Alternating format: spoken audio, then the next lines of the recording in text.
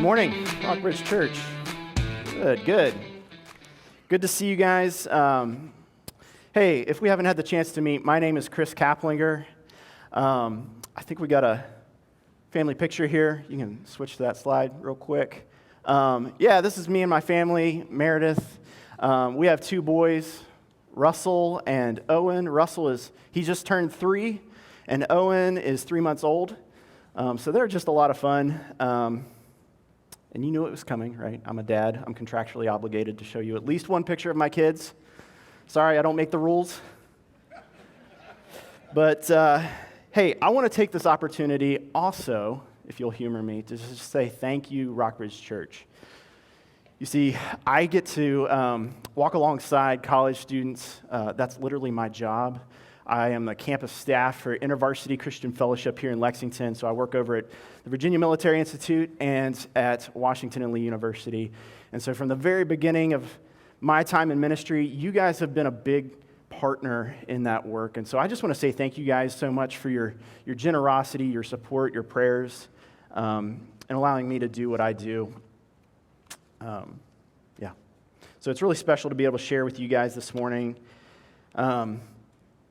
And so as we're continuing in the Gospel of John and we're still wrestling with this idea of radical transformation as people encounter Jesus. And as I was thinking about this, my thoughts went back to my time growing up. You see, a lot of you may know this about me. I grew up in West Virginia, not far from here.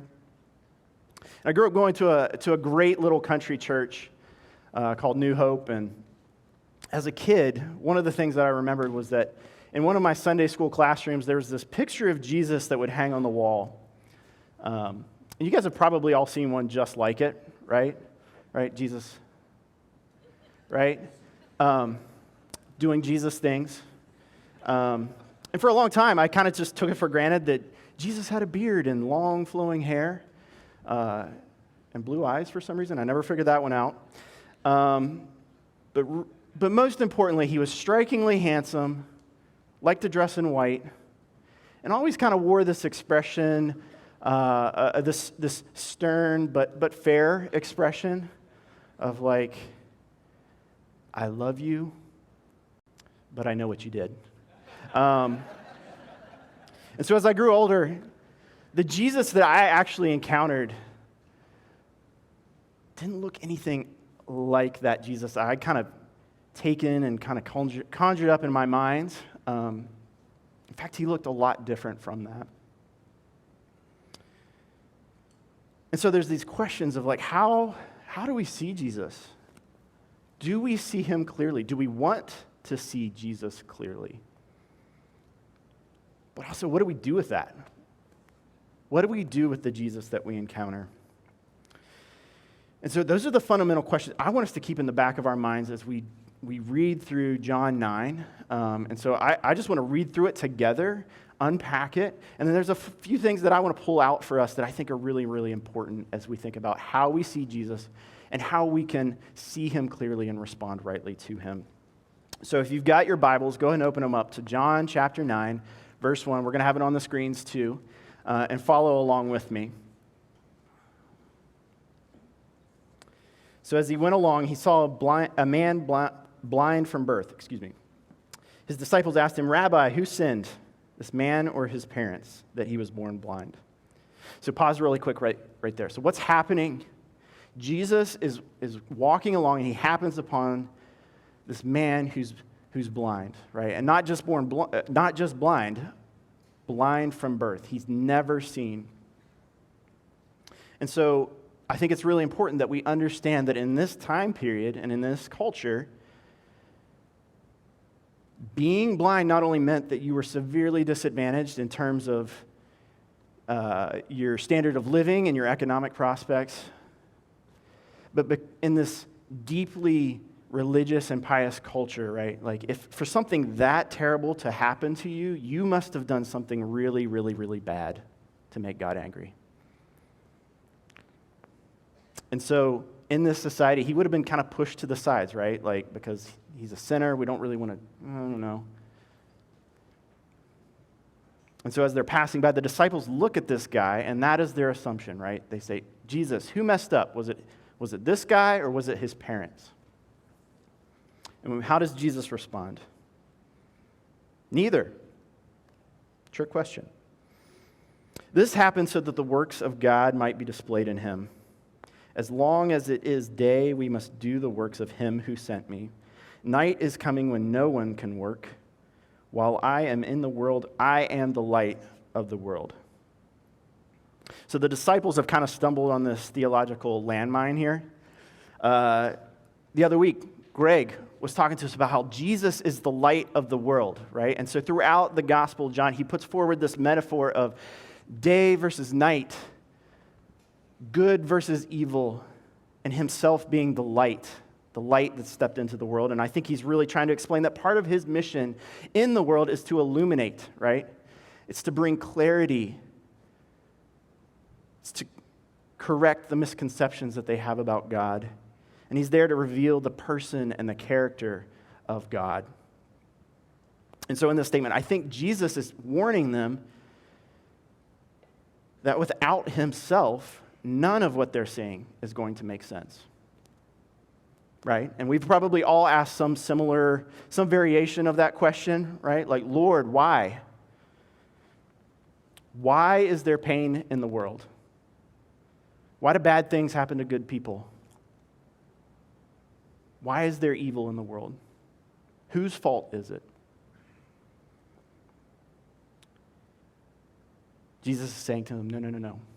You're getting it all wrong. You're asking the wrong questions here.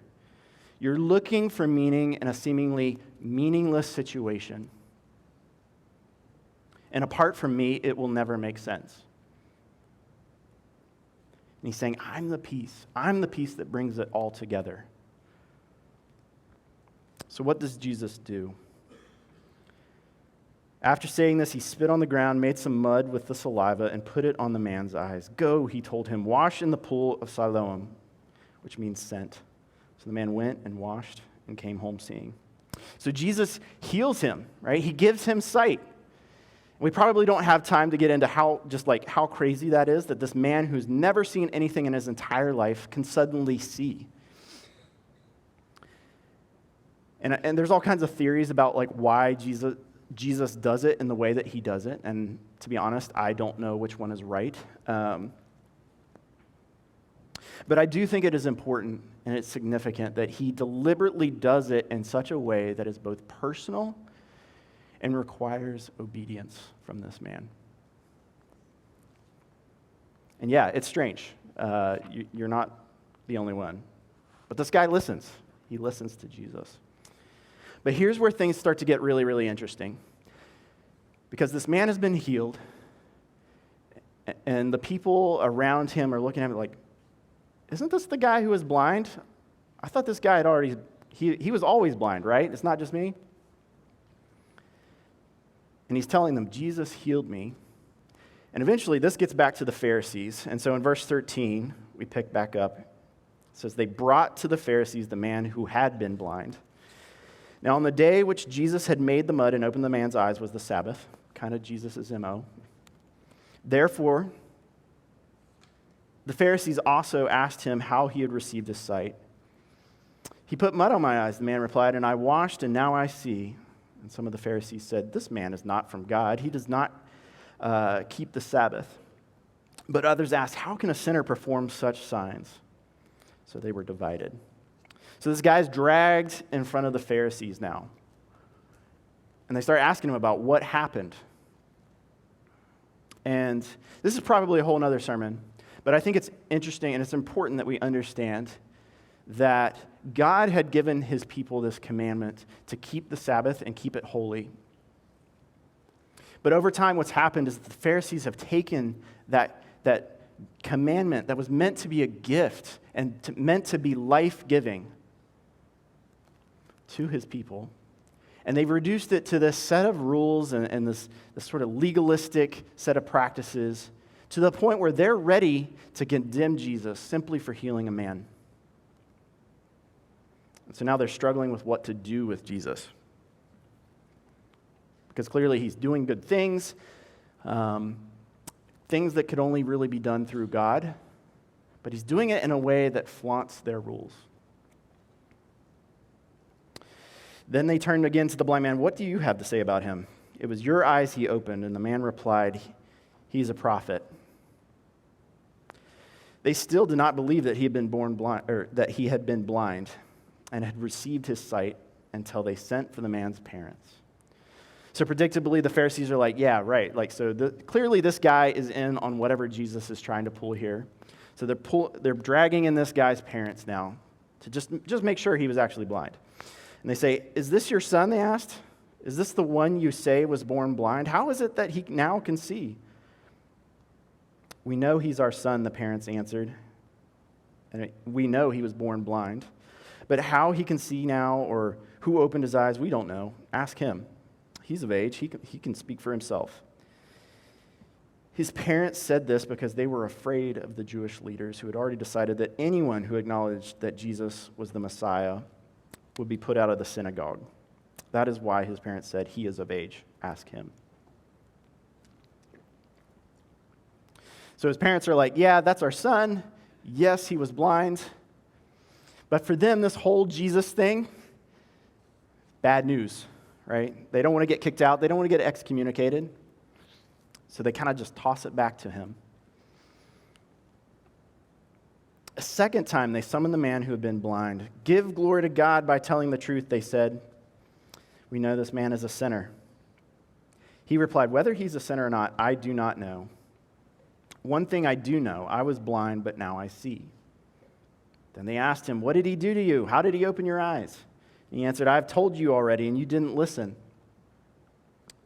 Why do you want to hear it again? Do you want to become his disciples too? Then they hurled insults at him and said, you are this fellow's disciples. We are disciples of Moses. We know that God spoke to Moses, but as for this fellow, we don't even know where he comes from. Get ready, because here it comes. The man answered, now that is remarkable. We don't know where he comes from. You don't know where he comes from, but yet he opened my eyes. We know that God does not listen to sinners. Pay attention here. He listens to the godly person who does his will. Nobody has ever even heard of opening the eyes of a man born blind. And if this man was not from God, he could do nothing. To this they replied, you were steeped in sin at birth. How dare you lecture us? And they threw him out. Wow. So let's try to quickly unpack this a little bit here. So the Pharisees are continuing to ask questions, right? They're starting to go in circles, asking the same questions again and again. Like, what did he do? How did he do it? And you can feel this guy's frustration. Because clearly they don't want to hear what he's telling them. And it gets to this point where the guy is like, look, clearly you guys are obsessed with this Jesus guy, right? Do you want to be his followers too? Right? And that just sends them over the top. Aha, we knew it. We see, you have an agenda. But as for us, we follow Moses. We know Moses. God spoke to Moses.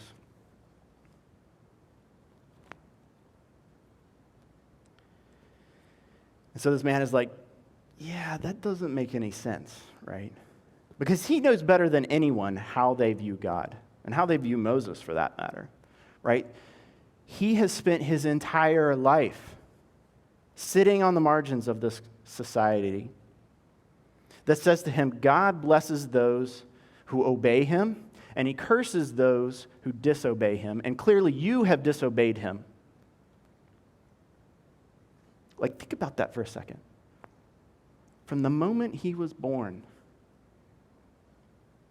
the assumption about him has been that he or his parents or someone in his family has angered God in some way. So by their own logic, right, this was an act of God that he had received his sight, right? And this guy is simply calling BS, right?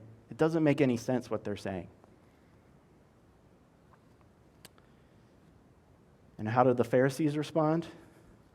They respond by throwing it back in his face.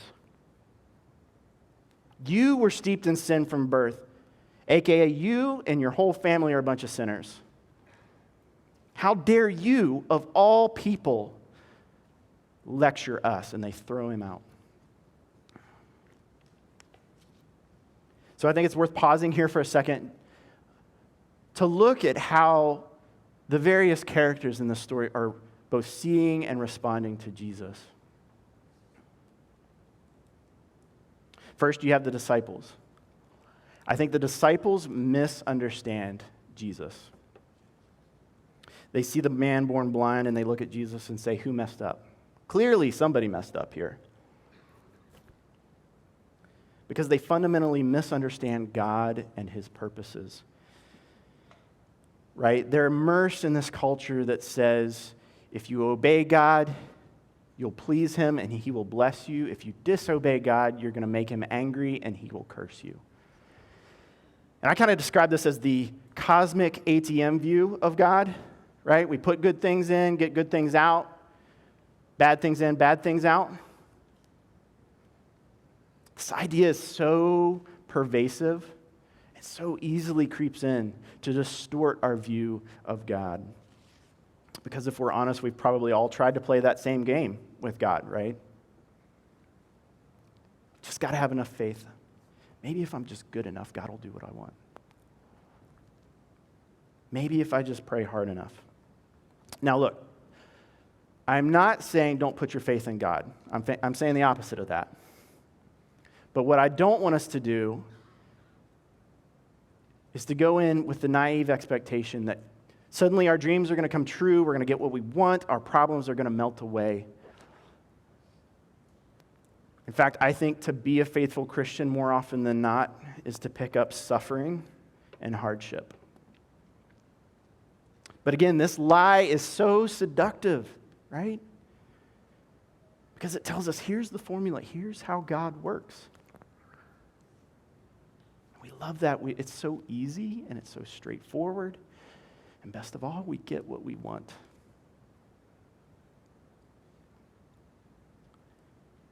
So when you boil it down, this cosmic ATM view of God is really all about getting what we want out of him. And so the disciples misunderstand Jesus. And consistently, we see them trying to sort of manage Jesus and even sometimes kind of manipulate him. What about the Pharisees?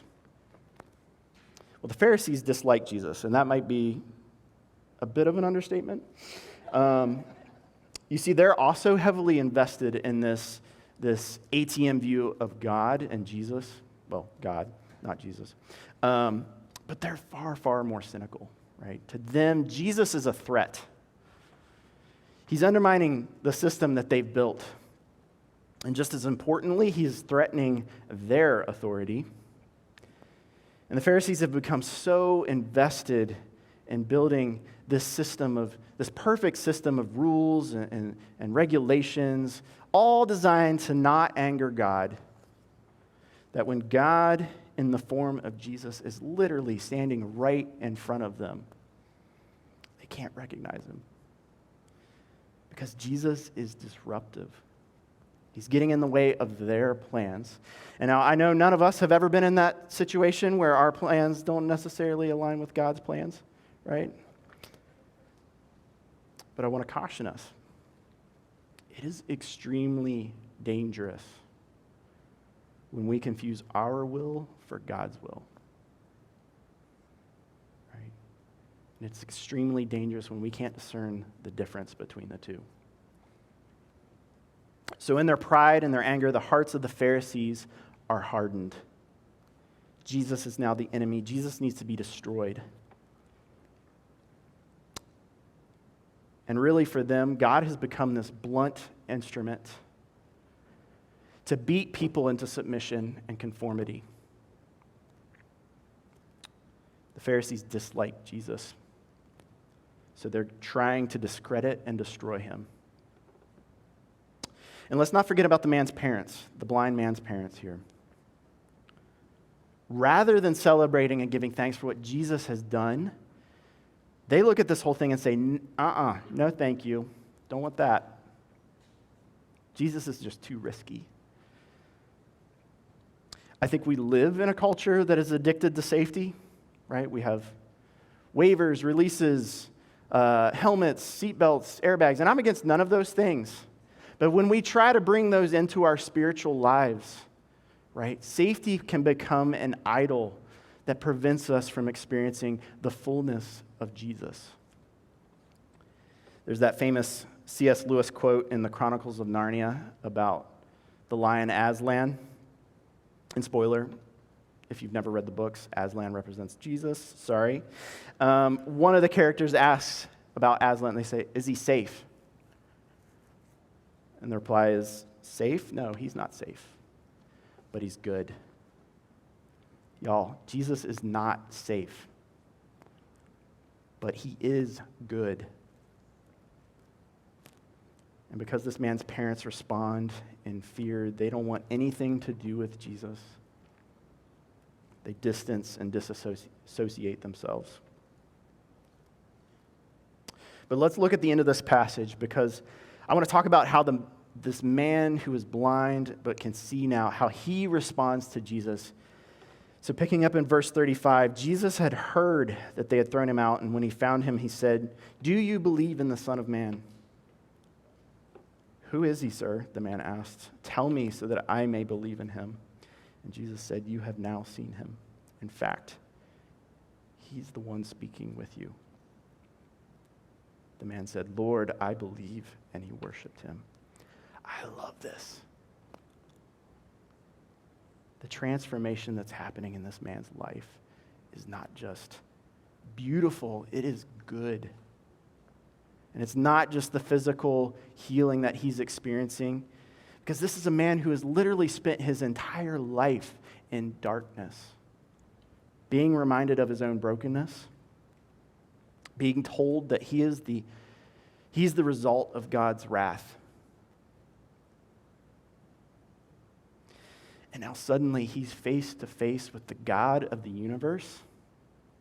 And he's not angry with him, he's not out to get him, but he's looking at him with this life-changing, extravagant, transformative love.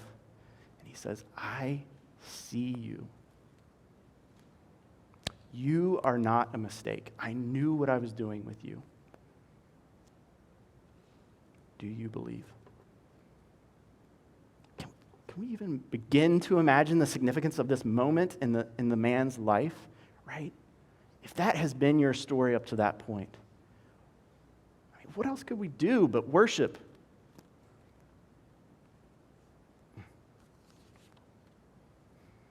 And it's this beautiful irony of this passage I can't get past. This blind man is the only one in this story who recognizes Jesus. He's the only one who sees him clearly. Not the Pharisees, not the man's parents, not even his own disciples, but is this man who's literally never, ever seen anything in his entire life. He recognizes Jesus. He sees him clearly and responds rightly to him. Jesus said, "For judgment I have come into the world so that the blind will see and those who see will become blind." Some Pharisees who were there with him heard him say these things and asked, "What? Are we blind too?" Jesus said, "If you were blind, you would not be guilty of sin, but now that you claim you can see, your guilt remains." Again, as a kid growing up, reading these stories, right, I would think, gosh, what a bunch of idiots. What a bunch of dum-dums. Right? Like, it's obvious, right? How could they not see who Jesus was? If I had been there, I would have recognized Jesus, right? But the older I get, and even as I'm reading it now, like, I think I get it. It was obvious who Jesus was.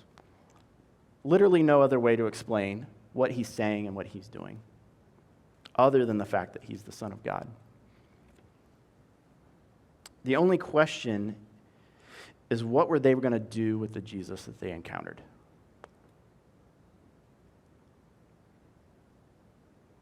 You see, in their responses, Jesus was revealing the condition of these people's hearts. The failure to recognize Jesus simply revealed the pride and the lust for power that had consumed the Pharisees, just as it revealed the fear that this man's parents were living in, just as it also revealed the distorted view of God that the disciples had. You see, more often than not, it is sin and brokenness that prevents us from seeing Jesus clearly. I'll say that again. It is sin and brokenness that distorts our ability to see Jesus clearly. So what then? What do we make of this man who's been born blind but can see now, that he responds so differently? What allows him to see Jesus so differently and react so drastically different? Well, there's three things that I want to pull out that I think are really important here. The first is obedience. The man didn't have to listen to Jesus. Jesus put mud on his eyes and told him to go wash. That's kind of weird. He didn't have to do what Jesus said, but he does. He obeys.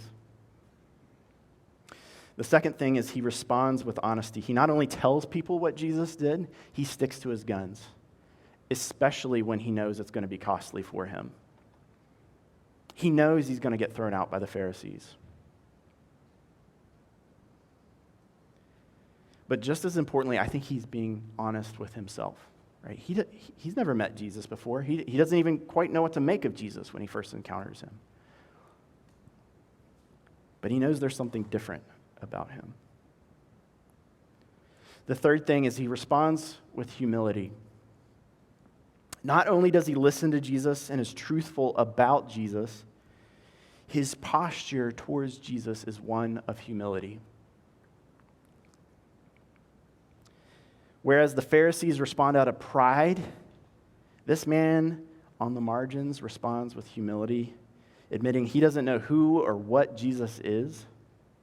He just knows he's been healed. And when Jesus finally does reveal himself, he responds by worshiping him. Brian Morrell and I were talking about this the other day, and he used the phrase, humility is the beginning of healing. Right? If we're too proud to admit that we have a problem, we're never going to experience healing. We're just lying to ourselves. And we have to approach the person of Jesus with humility, admitting we don't know everything, admitting we are broken, and admitting that we can't fix ourselves. That's the only way we can experience the fullness of Jesus. So friends, as we wrap up, my desire for us this morning is that we would have that posture of obedience, of honesty, of humility. That we would set aside sin and brokenness. That we would see Jesus clearly, and we would respond rightly to him. Jesus is the light of the world, right? He came to illuminate.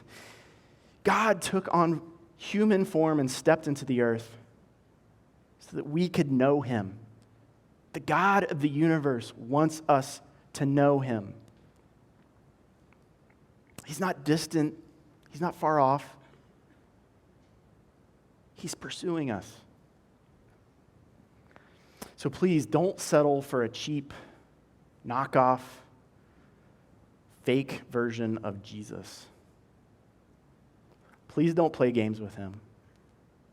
Please don't think he's not worth the risk.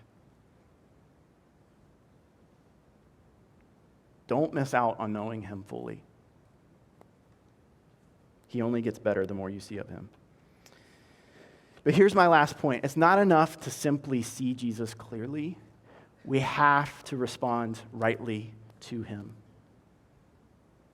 Seeing him does you no good unless we're ready to act on that information, right? Like if I'm sick, I can go to the doctor, and the doctor can give me a diagnosis. He or she can even give me a prescription or medicine. But if I am not willing to take that medicine, I'm not going to get better, right? We have to take the medicine. We have to respond.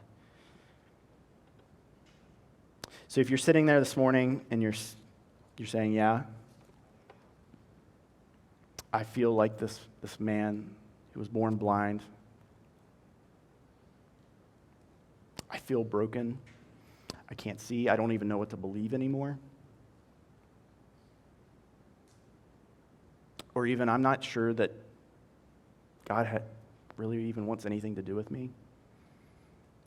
I promise you, nothing could be further from the truth.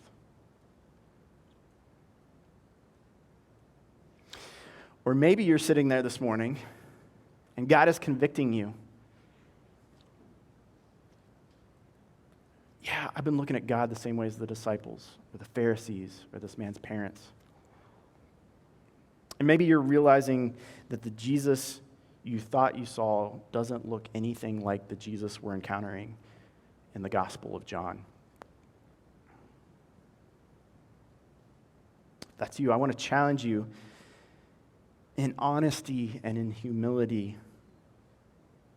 Let's consider whether we actually have a clear view of Jesus, whether we're seeing him correctly. Let's lean in, let's fix our eyes on Jesus, and let's take steps to respond to him in obedience. So, I just want to leave you with two questions, very simple questions. Do I actually see Jesus clearly? I hope that this morning is an opportunity for us all to take another look at Jesus, to check our hearts. Do I want to see Jesus clearly? Am I pretty content with my fake knockoff, cheap imitation version of Jesus? Or do I actually want to see the real, living, breathing Jesus?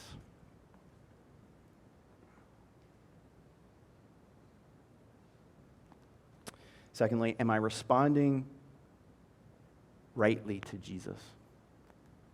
Right? Is our posture one of obedience, of honesty and humility? Do we need to respond to Jesus differently? Maybe I'm saying those three words, obedience, honesty, humility, and you're feeling some tension with one of those words. Why? And why is it humility? Just kidding.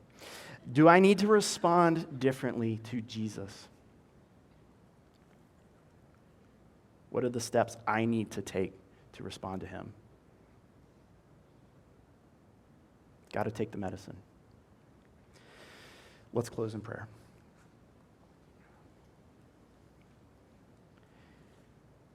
Jesus, we thank you for this morning. We thank you that you are a God that is not far off and distant. Father, you are a God who pursues us and comes to us, even in our sin and brokenness, Father. Father, I thank you that you look at us and you say, you are not a mistake. I knew what I was doing with you. And that even in our pride, in our shortcomings, in our fear, that you forgive us, and that in your grace and mercy, you call us to yourself, Father. So I pray this morning that if there are people in this very room this morning who are realizing that they have not seen you clearly, or have not responded rightly to you, Father, I pray that they would take this opportunity to step into your presence, Father, to respond rightly to you, to take concrete steps into relationship with you, Father. I pray all this in your holy name. Amen. Thank you, guys. We'll see you next week.